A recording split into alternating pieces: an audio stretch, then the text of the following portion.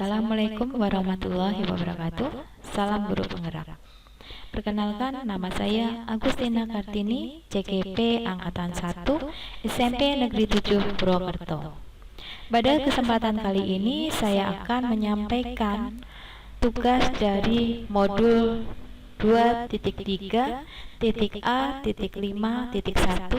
mengenai ruang kolaborasi komunitas praktisi untuk melakukan praktek coaching model Tirta. Pada kesempatan kali ini saya dibantu oleh dua rekan saya, yaitu Bapak Hendy Widi Priyonggo dan Bapak Chandra Septo Renoaji. Praktek coaching model Tirta kali ini akan membahas mengenai kasus 3.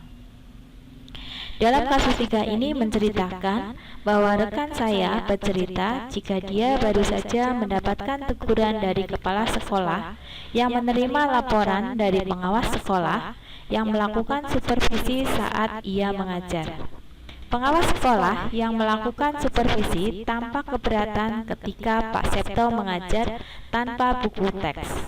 Pak Septo mengajar dengan memanfaatkan sumber-sumber belajar lainnya. Ketika diingatkan pengawas tersebut, Pak Septo menyampaikan jika ia tetap mengacu pada kurikulum walaupun tidak menggunakan buku teks. Pengawas tersebut tampaknya tersinggung dan memberikan laporan tentang hal itu kepada kepala sekolah. Bagaimana Anda menyikapinya? Untuk lebih lengkapnya lagi, mari kita simak bersama-sama pengupasan mengenai praktek coaching model Tirta kasus 3. Assalamualaikum warahmatullahi wabarakatuh. Waalaikumsalam. Ya, untuk kali ini kita akan mempraktekkan apa yang ada di modul coaching. Kali ini di siang hari ini kita akan memperagakan bagaimana metode coaching, terutama metode coaching Tirta itu dipraktekkan oleh teman-teman kita semua. Nah, teman-teman kita di sini yang berperan sebagai coach adalah Ibu Agustina Kartini sebagai Buati ya, sebagai Buati. Terus kemudian coachingnya itu Pak Hendy Widi Priyonggo. Kebetulan perannya itu sebagai Pak Septo. Kok mirip nama saya ya, Pak Septo ya. Terus saya sendiri sebagai pengamat, Chandra Septo Renoaji, bertugas sebagai moderator juga, sebagai penyampai kasus juga. Kasus kali ini, kasus yang terakhir ya, kita ada 3 kasus. Kasus pertama sudah selesai, kedua selesai, sekarang kita kasus ketiga. Nah, di kasus ketiga ini Pak Septo itu bercerita jika dia baru saja mendapatkan teguran dari kepala sekolah yang menerima laporan dari pengawas yang melakukan supervisi saat dia mengajar. Pengawas sekolah itu melakukan supervisi tanpa keberatan ketika Pak Septo itu mengajar tanpa buku teks. Pak Septo mengajar dengan memanfaatkan sumber-sumber belajar lainnya. Ketika diingatkan pengawas tersebut, Pak Septo itu menyampaikan jika dia tetap mengacu pada kurikulum walaupun tidak menggunakan buku teks. Pengawas tersebut tampaknya tersinggung dengan memberikan laporan tentang hal itu kepada kepala sekolah. Nah, untuk menyikapinya kita bisa menyimak sebuah dialog atau percakapan yang dipraktekkan oleh Bu Agustina dan juga Pak Hendy kali ini. Oke, silakan. Assalamualaikum Pak Septo. Waalaikumsalam, oh Buati. Rasanya lama sekali ya Pak, kita nggak pernah bertemu. Iya ini Bu, nggak terasa ya. Ternyata sudah hampir 3 bulan ini kita nggak ketemu. Ya gimana ya Pak, kan kita berbeda jadwal WFH-WFO-nya Pak. Iya ini Bu, kalau saya pas WFO, Buati WFH.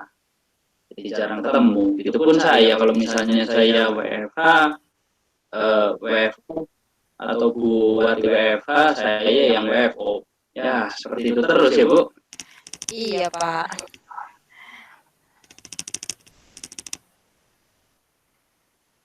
Bagaimana keadaan Pak Septo? Alhamdulillah Bu, sehat. Keluarga Keluarga bagaimana? bagaimana Bu? Oh, keluarga. Iya. Alhamdulillah sehat juga Bu. Si kecil malah udah mulai latihan berjalan ini Bu. Wah, Sudah sudah mulai berapa lincah. bulan? Hah? Iya Pak? Lucu pasti Pak dan sangat melelahkan ya Pak ya. Iya betul. Ya, Iya nih Bu, mintanya jalan-jalan terus. Seperti tidak ada lelahnya, pinggang saya sampai bengkek rasanya ini. ya seperti itulah Pak. Kalau namanya anak-anak yang baru mulai bisa jalan, dia pinginnya berlari-lari terus, minta dipegangin terus tangannya ya. Betul sekali Bu. Bu Wate tahu saja. Nah, hari ini Katingaren Pak Septo berangkat, padahal sekarang jatah WFH Pak Septo kan? Dan saya perhatikan wajah Pak Septo tidak seperti biasanya Pak, ada apa? Bu Wate. Iya Bu, hari ini saya seharusnya memang WFH. Tapi semalam saya telepon Bapak Kepala Sekolah. Katanya supaya ini hari ini ke sekolah. Ada apa kok sampai membuat wajah Pak Septo itu murung sekali? Waduh, gimana ya Bu? Gimana apanya Pak? Saya ini agak bingung loh Bu. Selain bingung, saya juga kesel, agak marah ini. Sampai bingung dan kesal seperti itu, sepertinya serius sekali loh Pak. Marah sama siapa Pak? Ya, pada diri sendiri saya Bu. Nah, kira-kira ada yang bisa saya bantu Pak? Wah, saya sedang butuh untuk curhat ini Bu, seseorang. Sepertinya Pak Septo ada masalah yang sangat besar ya Pak. Sampai-sampai Bapak itu wajahnya itu seperti muram sekali. Coba Bapak ceritakan masalahnya, barangkali saya bisa membantu meringankan beban Bapak. Alhamdulillah. Tapi beneran ini Bu Wati mau membantu saya. Ya, dengan senang hati Pak, apabila Pak Septo memang percaya pada saya pastinya akan sangat bahagia bisa membantu Pak Septo. Kan selama ini saya selalu dibantu sama Pak Septo. Sebelumnya nih Pak, sebelumnya boleh saya tanya sesuatu sama Pak Septo? Tanya apa Bu? Silahkan aja sih, tidak apa-apa. Baik, terima kasih Pak Septo. Mohon maaf nih ya Pak, kalau boleh tahu, kira-kira apa yang Pak Septo inginkan dari pembicaraan kita ini ya Pak? Sebentar. Sebenarnya di sini saya ingin mengurangi beban Bu. Jadi mengurangi beban batin dan pikiran saya gitu loh Bu. Nah, selain itu, kira-kira ada lagi nggak hal yang lainnya lagi Pak? Hal lain ya. Sebentar. Saya ingin tahu ini, kira-kira penyebab dari permasalahan saya itu apa loh Bu? Nah, sekarang coba Pak Septo ceritakan apa yang terjadi biar unek-uneknya itu agak ringan Pak. Nggak apa-apa. Nggak apa-apa, nggak apa-apa monggo. ini Bu. Begini loh Bu Wati, saya itu tadi malam ditelepon oleh Pak Kepala Sekolah supaya hadir ke sekolahan hari ini. Maaf ya Pak, untuk kepentingan apa sampai-sampai Pak Septo itu dimohon untuk hadir ke sekolahan? Padahal Pak Septo hari ini kan jatah WFH. Pasti ada sesuatu yang sangat urgent ya Pak. Kalau tidak urgent kan yang WFH tidak boleh datang ke sekolahan Pak. Iya Bu, hal yang sangat-sangat penting sekali. Sangat penting, Pak. Pantas aja wajah Pak Septo itu kelihatan murung sekali. Padahal setahu saya itu Pak Septo kan orangnya santai, kemudian selalu tersenyum, selalu menebarkan kebahagiaan di mana-mana, Pak.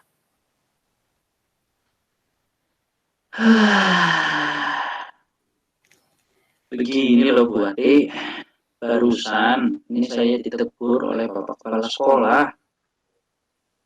Ditegur apa, Pak? Ada apa? Apakah Pak Septo melakukan sesuatu yang kurang pas? Padahal kan Pak Septo selama ini kalau bekerja selalu sempurna. Ya enggak Bu, barangkali bisa dikatakan seperti itu. Ini berkaitan dengan supervisi loh Bu, yang dilakukan oleh pengawas. Oh, Bapak supervisi Pak Septo supervisinya supervisornya pengawas ya? Bukannya lancar, Pak, kegiatan supervisinya. Kan semua administrasi Pak Septo itu selalu lengkap selama ini. Jadi kenapa harus ada yang dibicarakan, Pak? Kegiatannya sih sebenarnya lancar Bu, cuma ini ada masalah dengan supervisor saya Bu. Memangnya siapa yang jadi supervisor Pak Septo? Bapak pengawas kita Bu. Oh, Bapak pengawas kita yang itu ya. Ada masalah apa, Pak? Begini loh Bu, Bapak pengawas itu kurang setuju apabila saya ini tidak menggunakan buku teks dalam pembelajaran saya. Beliau kemudian menyampaikan hal tersebut ke Bapak Kepala Sekolah. Oh, jadi karena hal itu Pak Septo dipanggil Bapak Kepala Sekolah. Betul Bu, rasanya hati ini kacau balau loh Bu. Saya sampai tidak tahu harus berbuat apa ini karena permasalahan ini. Ah, Pak Septo sampai seberat itu. Pasti Pak Septo itu lupa ya kalau kita itu sudah pernah mempraktekkan tentang teknik AMR kepada anak-anak. Nah, kenapa Pak Septo nggak mempraktekkan untuk diri sendiri? Wah, Bu Ati masih ingat saja. Itu teknik pembelajaran sosial emosional AMR apa ya kalau tidak salah.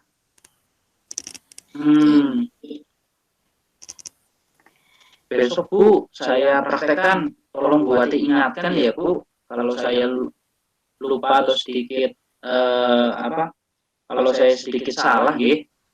Nah, kenapa nggak sekarang aja Pak? Kan Bapak punya bebannya sekarang. Itu kan mungkin bisa jadi alternatif untuk meredakan emosi sosial Bapak. Wah, betul juga Pak ya. Ya, silakan Bapak praktikkan yang teknik AMR ya Pak. Saya coba buatkan. Bapak mau kopi atau teh ya? Terserah Bu, kopi Baik. boleh. Ya, saya buatkan kopi dulu ya Pak. Silakan Bapak praktikkan AMR-nya. Oke.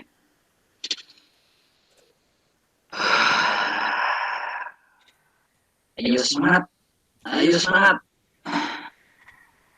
Wah, kelihatan sudah beda ini Pak. Tekniknya Iya sudah Bu, ingat Pak? sudah. Oh, Alhamdulillah. ya. Ini ya Pak, kopinya silahkan diminum. Wah, alhamdulillah ini agak beda dari yang tadi Bu. Ya, alhamdulillah kalau Pak Septo sekarang lebih tenang. Jadi kita bisa melanjutkan obrolan kita ya Pak. Oke, baik Bu. Ah, lalu apa yang Pak Septo pakai dalam mengajar sebagai pengganti buku teks Pak? Begini Bu, dalam mengajar ini saya biasa memanfaatkan sumber belajar yang saya ambil secara online seperti video dari YouTube atau data-data dari Wikipedia dan yang lainnya Bu, banyak. Menurut Pak Septo nih ya, Apakah sumber yang Bapak ambil itu dalam mengajar dapat berperan sebagai buku teks, Pak, menggantikan buku teks? Maksud saya, apakah sumber belajar lainnya yang Bapak ambil itu dapat menggantikan keberadaan dan manfaat buku teks? Terutama kita semua kan tahu hal pertanggungjawaban dari data-data yang diambil secara online itu banyak sekali loh Pak, data-data yang hoax gitu. Kan kita harus lebih teliti. Itu bagaimana Pak? Kalau menurut saya, Bu, itu sangat bisa, Bu. Kalau buku teks kita ganti dengan sumber lain. Baik itu baik nih Bu, saya jelaskan sedikit ya Bu. Sumber data yang saya gunakan itu dapat dipercaya dan dapat dipertanggungjawabkan Bu. Kita memang harus jeli nih Bu untuk menilai apakah data yang kita ambil itu layak dan benar atau hanya sekedar hoax saja. Namun, saya biasanya mengambil dari sumber-sumber yang resmi Bu, atau ambil yang dari rumah belajar yang dikelola oleh pemerintah secara resmi, atau saya juga ambil dari blog-blog yang dikelola oleh guru-guru hebat yang berprestasi. Terkadang saya juga ambil dari situs perpustakaan online. Itu semua pasti data-data yang valid Bu, dan tidak mungkin data hoax. Oh, begitu ya Pak. Lalu, apa alasan Pak Septo tidak menggunakan sumber belajar dari buku teks? Padahal kan bisa kita gunakan untuk menyamakan persepsi, Pak. Dan itu semua juga sudah difasilitasi oleh pemerintah, Pak. Jadi dari seluruh Indonesia itu buku teksnya kan sama semua, Pak. Ini sih menurut saya Bu. Jadi kalau kita mengacu hanya dari buku teks, materi itu kurang lengkap Bu.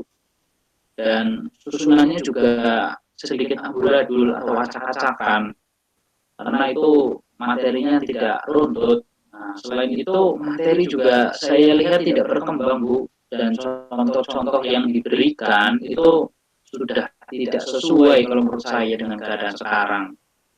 Tapi jika kita mengambil secara online ya Bu, sumber secara online, kita biasanya mendapat materi yang sangat lengkap Bu, dan mengikuti perkembangan sekarang. Jadi sesuai dengan kenyataan yang ada. Jadi itu alasan saya Bu. Nah, terus bagaimana dengan kurikulum Pak yang dipegang sama Pak Septo? Apakah Pak Septo masih tetap mengacu pada kurikulum yang berlaku Pak? Jelas masih dong Bu. Walau tidak menggunakan buku teks dalam mengajar, saya akan selalu menggunakan kurikulum yang berlaku saat ini sebagai acuan. Tak mungkin saya membuat sebuah pembelajaran yang tidak sesuai dengan kurikulum Bu. Oh, iya ya Pak ya. Lalu bagaimana dengan anak-anak Pak? Apakah cara Pak Septo bagaimana cara Pak Septo memberikan sumber belajar tersebut Pak kepada anak-anak? Apakah diberikan secara langsung melalui tautan atau diberikan berupa cetakan Pak? Saya itu meminta anak-anak ini untuk mengaksesnya Bu. Saya memberikan link tautannya supaya anak-anak ini tidak bingung mencarinya. Jadi lebih mudah untuk bisa menemukan apa yang saya berikan kepada mereka. Nah, bagaimana tanggapan anak-anak Pak? Apakah anak-anak itu bisa menerima semua sumber-sumber belajar yang Pak Septo pakai? Sebagian bisa menerima Bu, tapi ada sih yang tidak dapat menerima. Nah, mengapa bisa seperti itu Pak?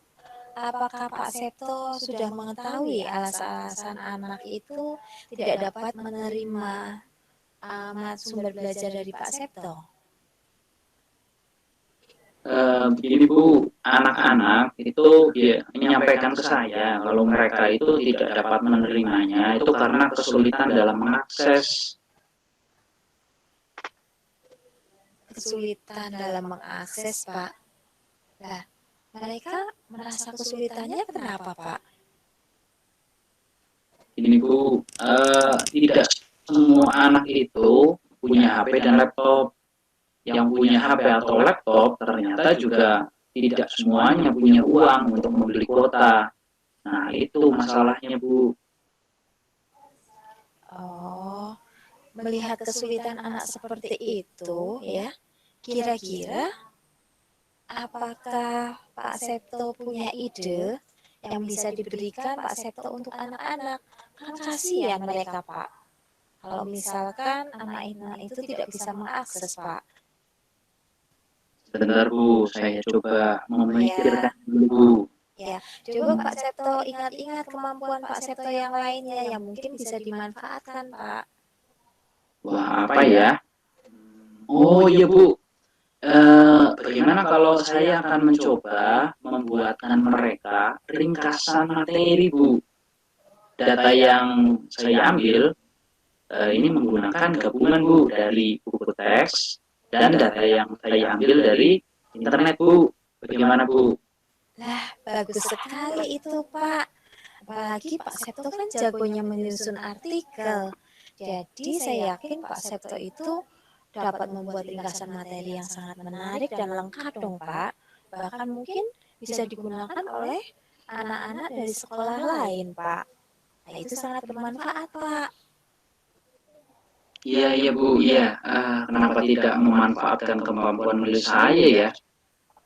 Terima kasih, Bu Ati, sudah mengingatkan kemampuan saya. Saya jadi malu ini. Sama-sama, Pak. Nah, saya juga kan jadi mendapatkan manfaat dari Pak Septo. Nah, dari obrolan kita ini ya, Pak, apakah Pak Septo sudah bisa memahami alasan mengapa Bapak pengawas sekolah itu merasa keberatan kalau Pak Septo tidak menggunakan buku teks, Pak? Iya, Bu. Saya sekarang dapat memahaminya. Alhamdulillah, apabila Pak Septo sudah memahaminya. Kira-kira kenapa ya, Pak? Eh, Kalau menurut saya sih, Bu, eh, kalau menurut saya Manfaatnya, ini, Bu, iya. Kira-kira alasan saya akan, kalau menurut saya ini, Bu, iya.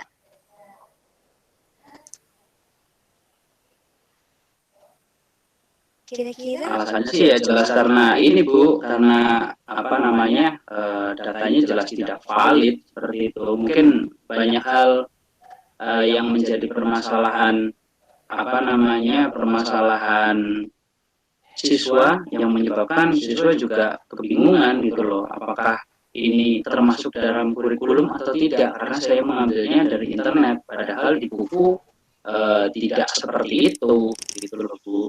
Alhamdulillah kalau Pak Seto sudah sekarang lega dan memahami semuanya. Untuk selanjutnya, apa rencana Pak Seto ke depannya? Begini, saya akan menemui Bapak Kepala Sekolah dan Bapak Pengawas Sekolah. Saya akan meminta maaf kepada beliau. Bagaimanapun, ya tetaplah saya yang salah karena permasalahan ini.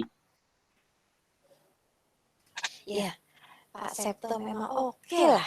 Saya sangat senang sekali bisa membicarakan apa hal ini dengan Pak Septo. Pak Septo mempercayakan semuanya, mempercayakan saya untuk mendengarkannya. Lalu komitmen apa yang akan Pak Septo lakukan untuk melakukan rencana Pak Septo ini? Komitmen ya. Iya, Oke, Pak. mungkin begini, Bu. Saya sepertinya ini akan melakukan seperti yang sudah disampaikan Ibu tadi, Bu. Saya akan membuat ringkasan materi, Bu, yang lengkap untuk anak-anak yang tidak punya fasilitas. Saya tidak mau mereka ketinggalan pembelajaran hanya karena mereka tidak mempunyai fasilitas HP atau laptop dan akses internet juga. Kasihan, Bu. Iya Pak, memang anak-anak itu harus kita fasilitasi Pak. Kan tidak semuanya anak-anak yang sekolah di sekolah kita itu anak-anak dari golongan menengah ke atas Pak. Jadi kita juga harus tetap memfasilitasi anak mereka juga kan Pak. Betul sekali, Bu. Nah, 5 menit lagi. dalam menjalankan komitmen, kira-kira siapa yang dapat membantu Pak Septo untuk menjalankan komitmen itu? Sebentar Bu, saya ingat-ingat dulu nih, kira-kira ada nggak ya yang bisa membantu saya? Eh, Siapa ya? Saya akan minta tolong kepada Pak Hendy saja Bu, sepertinya untuk membantu saya. Karena kita kan tahu di sini bahwa Pak Hendy itu jagonya edit foto dan mengatur untuk tampilan buku. Nah, itu nanti mungkin yang bisa saya bisa membantu saya gitu Bu. Pak Septo memang pandai dalam menjatuhkan pilihan loh. Kita semua memang tahu Pak Hendy itu jagonya edit foto sama mengatur tampilan-tampilan buku. Kita juga sudah tahu hasil-hasilnya beliau itu sangat bagus-bagus sekali ya. Nah, hasilnya pasti akan sangat menarik dan anak-anak pasti makin semangat belajarnya. Dan semoga bisa mengharumkan nama baik sekolah kita ya Pak. Betul Bu, insya Allah. Nah, sekarang bagaimana perasaan Pak Septo setelah kita ngobrol panjang lebar nih? Alhamdulillah Bu, saya sekarang merasa lega sekali. Terima kasih ini Bu Wati ini sudah berkenan meluangkan waktu membantu saya. Saya benar-benar merasa sangat terbantu dengan pembicara ini. Ya, kira-kira komitmen Pak Septo itu akan dilakukan mulai kapan nih kalau boleh tahu?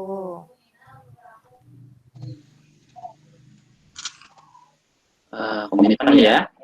Kapan ya? Saya kan juga pengen lihat Bisa Pak. secepatnya Bu. Ah, Iya sih. Oke, mungkin hari ini segera saya lakukan saja Bu untuk komitmen tersebut. Saya akan mencoba langsung menemui Pak Hendy. Kebetulan Pak Hendy kan hari ini WFH, jadi dia di rumah.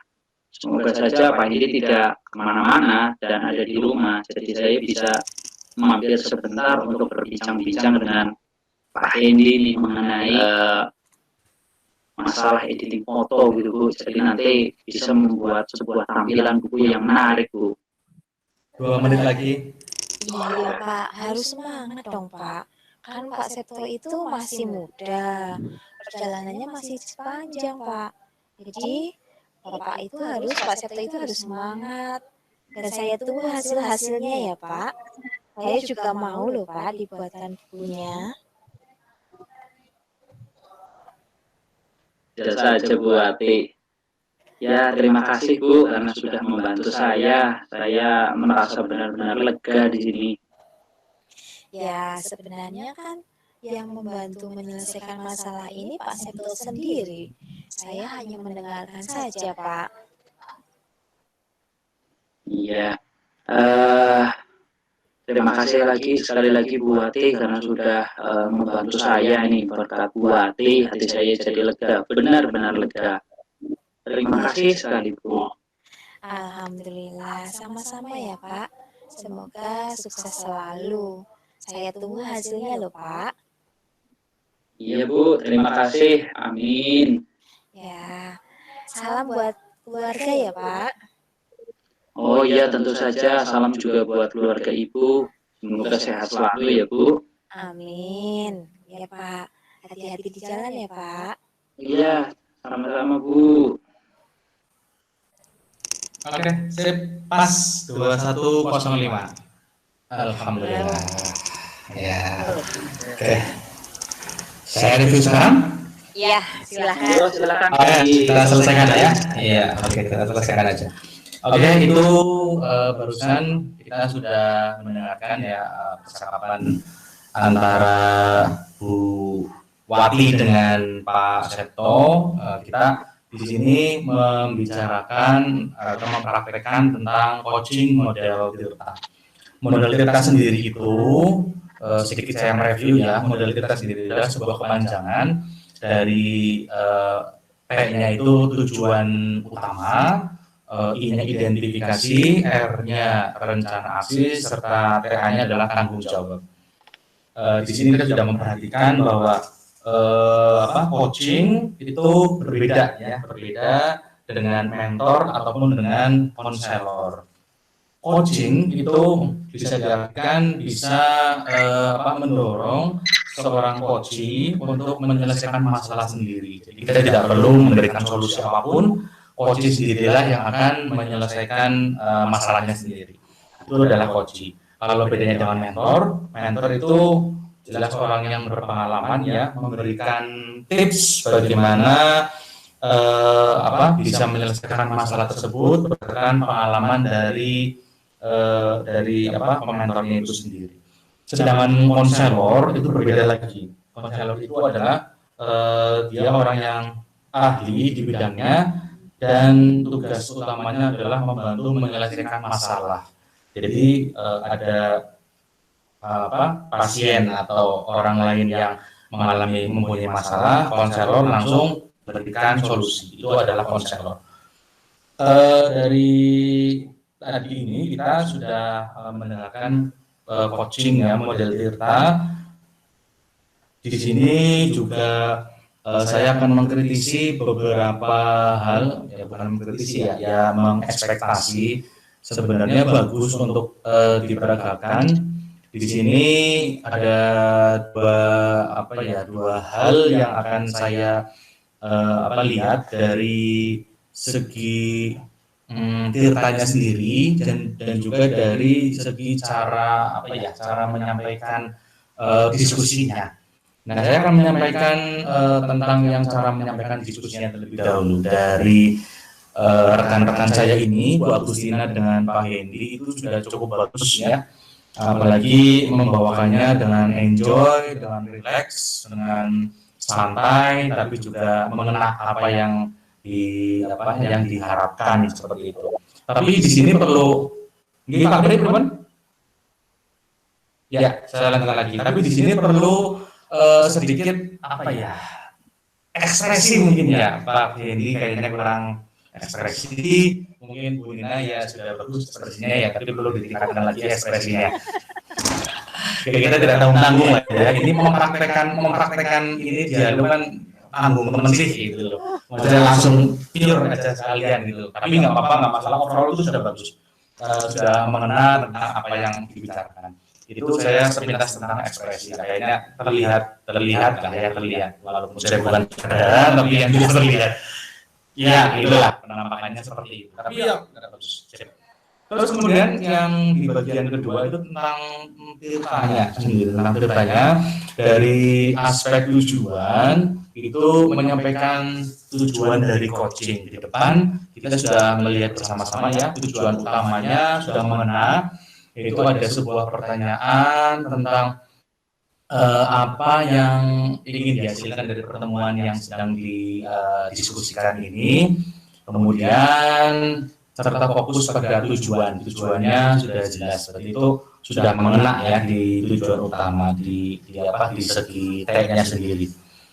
Terus kemudian dari identifikasi ya sama ya dengan tujuan. Sebetulnya pendahuluan dulu ya, maaf saya lupa. Dari pendahuluan itu sudah bagus dan juga menyambung. Nah, dari pendahuluan langsung ke intinya itu menyambung. Jadi di situ di peran yang diperankan tadi itu sudah menyambung, sudah bagus itu dari segi pendahuluannya. Terus dari identifikasinya itu memberikan pertanyaan-pertanyaan yang umpan balik mengarah pada identifikasi potensi coaching. Jelas ya, jadi sudah terlihat bahwa identifikasi itu ada disimbolkan atau dikhususkan dengan sebuah pertanyaan yang jelas sekali untuk mengidentifikasi dari masalah yang sudah sedang dihadapi sama Pak Septo tadi sudah terlihat dengan kata yang pasnya itu ini ada sebuah apa yang paling penting dari hidup kamu saat ini, contohnya seperti itu sudah terlihat dari identifikasi. Kemudian dari rencana aksi ini tentang memberikan pertanyaan-pertanyaan dan umpan balik mengenai rencana aksi Koci dalam menyelesaikan permasalahannya. Nah, dari sini saya melihat Bu Wati itu sudah istilahnya mengunggulkan dari Kocinya. Dia mengingatkan bahwa Koci itu mempunyai kekuatan utama atau keunggulan yang dipunyai. Nah, dari situ Koci diharapkan bisa menyelesaikan masalahnya sendiri. Nah, dari sini pertanyaan-pertanyaan pun untuk rencana aksi itu sudah ada ya, ada ketentaranya, yaitu prioritas yang akan dicapai itu sudah terlihat tadi, sudah ada. Terus strategi apa saja yang akan dilakukan itu tadi sudah ada, itu di rencana aksi. Sudah bagus lah, berarti sudah lengkap. Kemudian yang terakhir adalah tanggung jawab. Tanggung jawab itu memberikan pertanyaan-pertanyaan dan umpan balik mengenai komitmen Koci dalam menjalankan rencana aksinya. Di sini sudah jelas terlihat ya, sudah bagus, sudah memberikan pertanyaan, menjalankan komitmennya itu seperti apa, terus dengan bantuan siapa, nah menjalankan komitmennya seperti itu. Terus yang terakhir ini yang jelas sekali adalah kapan komitmen dilaksanakan. Nah, si coach ini menanyakan kepada coachnya secara jelas bahwa kapan komitmen itu akan dilakukan dengan lebih terinci itu seperti itu. Jadi menanyakan waktu yang tepat untuk melaksanakan komitmen tersebut. Oke, mungkin itu komentar dari saya selaku komentator atau pengamat ya, selaku pengamat dari adegan di kasus ketiga. Semoga ini menjadi pelajaran bagi kita untuk memperdalam dari modul 2.3 yang kita pelajari bersama coaching ini. Oke, sampai ketemu. Terima kasih sudah menjalankan dengan bagus. Assalamualaikum warahmatullahi wabarakatuh.